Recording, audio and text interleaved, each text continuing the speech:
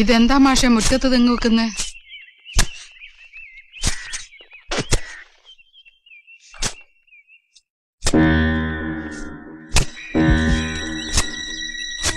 തിരിച്ചു വന്നു.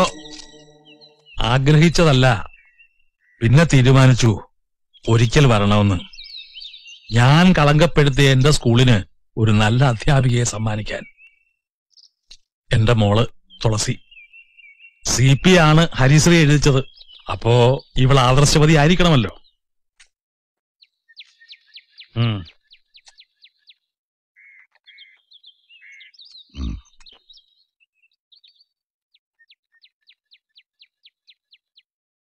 അവളെ മനസ്സിലായോ? എന്റെ ജാൻസി മോൾ. BSCക്ക് സംസ്ഥാനത്തെ 1ാം റാങ്കും ഗോൾഡ് മെഡലും. പത്രത്തിൽ വായിച്ചു കാണും രാവുണ്ണി. അവിടെ വിവാഹമാണ്. എന്റെ മരുമോൻ എഞ്ചിനീയറാ. മകനോ? മടങ്ങി വന്നു 14 വർഷം കഴിഞ്ഞ്. ഫലമില്ല, ഓട്ടക്കാലണ. തല്ലിപ്പറിച്ച് കളഞ്ഞവൻ പിന്നെ എങ്ങനെയാകുമെന്ന് കരുതി? നന്നായി വരുന്നവരും ഉണ്ട്, ആന ചവിട്ടിയാ ചാകാത്തവരും ഉണ്ട്. ഉണ്ടായിരിക്കും. അല്ല, കുപ്പായത്തിന്റെ കൈ എവിടെ? വെട്ടി. ആര്? മകൻ.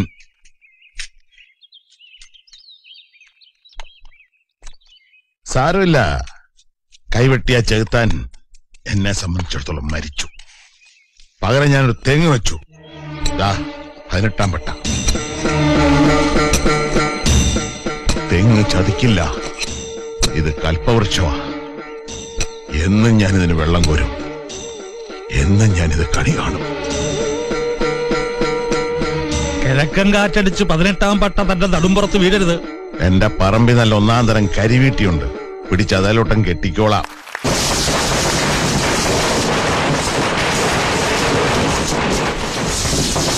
പൊന്നമ്മേ, സർ CPയുടെ പുതിയ കണ്ടുപിടുത്തം ചെകുത്താൻ. അതേടാ, 1000 വട്ടം മനസ്സിലെഴുതി നോക്കി വേണോ വേണ്ടായോ എന്ന്. അതിനുശേഷമാണ് നിന്റെ നെറ്റിയിൽ ചെകുത്താൻ എഴുതിയത്. അപ്പന്റെ കൈവെട്ടി ചെകുത്താൻ വെറും 1.5 ചക്രത്തിന്റെ ഗുണ്ട, ആടുതോമ. അതല്ലാതെ എന്താണ് അതിന്റെ ഡിഗ്രി? കണ്ട ചട്ടുംപുറത്ത് കയറി നിന്ന് ചീട്ട് കളിച്ചും തോളെ കൈയിട്ട് നടക്കുന്ന നിനക്ക് എവിടെയാണ് അന്തസ്? നിന്റെ വില ഞാൻ സൂക്ഷിച്ചിട്ടുണ്ട്. ഇതാ ഓട്ടക്കാലണ ഇരിക്കട്ടെ. നിനക്ക് പകരം ഇപ്പൊ എനിക്കൊരു മകനുണ്ട്.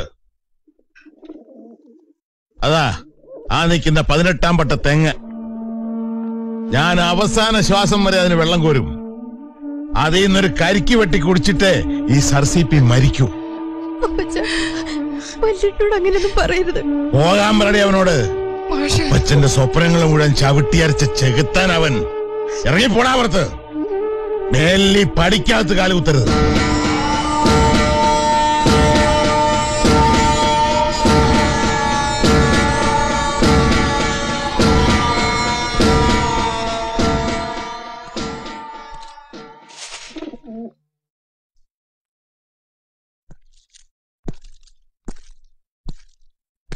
ഇനി ഞാൻ വരും സെമിത്തേരിയിൽ നിങ്ങളുടെ കുഴി മണ്ണിടാൻ.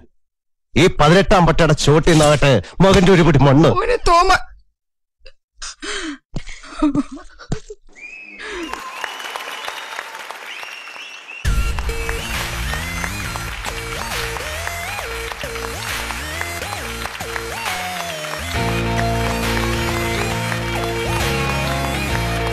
നമ്മളൊക്കെ ഒരുപാട് തവണ ടിവിയിലും തിയേറ്ററിലൊക്കെ ആയിട്ട് കണ്ട സിനിമയാണ് സ്ഫടികം. അതിലെ ഓരോ സീനും നമ്മൾ എല്ലാ മലയാളികൾക്കും ബൈഹാർട്ടാണ്. അപ്പൊ ആ ഒരു സീൻ നിങ്ങളിവിടെ റീക്രിയേറ്റ് ചെയ്തത് അതിമനോഹരമായിരുന്നു. നമുക്ക് നേരെ നമ്മുടെ ഉത്സാഹ കമ്മിറ്റിയിലേക്ക് പോകാം. മണിക്കുട്ടാ, കലക്കിയടാ ചക്കര, സൂപ്പർ ആയിരുന്നു. സ്ഫടികം എന്ന് പറഞ്ഞ സിനിമ മലയാള സിനിമയിലെ കൾട്ട് മൂവിയാണ്. അതായത് ഒരു ഇതിഹാസം അല്ലെങ്കിൽ ഒരു ചരിത്രം എന്നൊക്കെ പറയാൻ പറ്റുന്ന. കാരണം ഇന്നും പുതിയ പല ഡയറക്ടേഴ്സും അവരുടെ സിനിമയ്ക്കൊക്കെ പോകുന്നതിന് മുമ്പ് മാസും ക്ലാസും കൂടെ ചേർന്നൊരു സിനിമയാണ്. അവർ ആ സിനിമയിട്ട് കാണാറുണ്ട്. ഇപ്പൊ ഈ പറയുന്ന പോലെ പ്രേമം സിനിമയൊക്കെ നടക്കുന്ന സമയത്ത് നിവിനും അതുപോലെ തന്നെ അൽഫോൺസും അവരുടെ കാരവാനിൽ ഈ സിനിമയിട്ട് കണ്ടിട്ട് ഫൈറ്റ് ഒക്കെ എടുക്കാൻ പോകുമ്പോൾ, കാരണം ഒരുപാട് അതേപോലുള്ള യങ്സ്റ്റേഴ്സിന് ഭയങ്കര ഇൻസ്പയർഡ് ആയ ഒരു മൂവിയാണ് സ്ഫടികം. എല്ലാരും നന്നായി ചെയ്തു, സൂപ്പർ ആയിരുന്നു മക്കളെ, എല്ലാരും. Love you.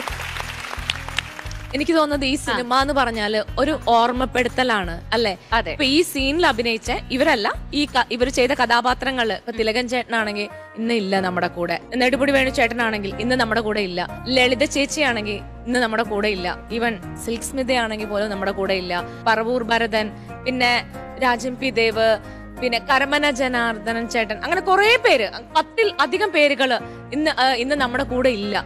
അപ്പം ഈ ഒരു സിനിമ എന്ന് പറയുന്നത് ഒരു ഓർമ്മപ്പെടുത്തലാണ്. ഇപ്പൊ എനിക്ക് തോന്നുന്നത് ഇനി ഇവരെയൊക്കെ വെച്ചിട്ട് ഒരിക്കലും ഇതുപോലൊരു സിനിമ ഉണ്ടാക്കാൻ പറ്റില്ല. അവരെയൊക്കെ മാറ്റിയിട്ട് വേറൊരാളെ നമുക്ക് ആ ഒരു കഥാപാത്രമായിട്ട് കാണാനും പറ്റില്ല.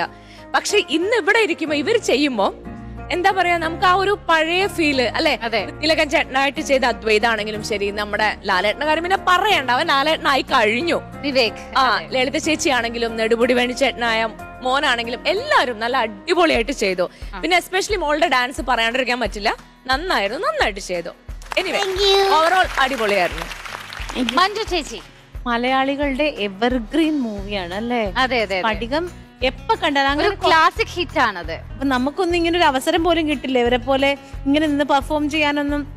നമ്മൾ ചെയ്ത ആൾക്കാർ എന്നിട്ട് പൊയ്ക്കേ എന്ന് പറയുകയും ചെയ്യും, എന്തോന്ന് കാണിക്കണേന്ന് ചോദിക്കും. ഈ റോള് ഒരു പാട്ട് ചെയ്ത് നോക്കുന്നോ? ഇല്ല ഇല്ല, അവൾ എക്സ്പ്രഷൻ ക്യൂനല്ലേ, അതെ, രസമായിട്ടാണ് അവള് വാരി വെതറാണ് ഇവിടെ വന്നിട്ട്. ഒരു രക്ഷ ഉണ്ടായിരുന്നില്ല, എല്ലാവരും സൂപ്പറായിരുന്നു, അടിപൊളി. അപ്പൊ മക്കളെ ഇത്രയും എനിക്കൊരു ആഗ്രഹമുണ്ട് നിമ്മി, എപ്പോഴെങ്കിലും ലാലേട്ടൻ ഇവന്റെ ആ ഒരു പെർഫോമൻസ് കാണണമെന്നല്ലേ? അതെ അതെ, ഞാൻ കുറച്ചു മുന്നേ നിത്തുനോട് പറഞ്ഞതേ ഉള്ളൂ. അതായത് ഇവരിങ്ങനെ ലാലേട്ടന്റെയും ദിലീപേട്ടന്റെയും ഇത്രയും നല്ല നല്ല സിനിമകളിലെ നല്ല നല്ല സീൻസ് അവർ റീക്രിയേറ്റ് ചെയ്യുന്നുണ്ട്. അപ്പൊ എന്തെങ്കിലും നമ്മുടെ മക്കളുടെ പെർഫോമൻസ് നേരിട്ട് കാണാൻ ഇവര് അല്ലെ, ലാലേട്ടനൊക്കെ നേരിട്ട് കണ്ടാല് സംഭവിക്കാതിരിക്കാൻ വഴിയൊന്നുമില്ല, അതൊക്കെ സംഭവിക്കുന്ന കാര്യങ്ങൾ. വരണേ പ്ലീസ്, നമ്മുടെ റിക്വസ്റ്റ് ആണ്. അതെ.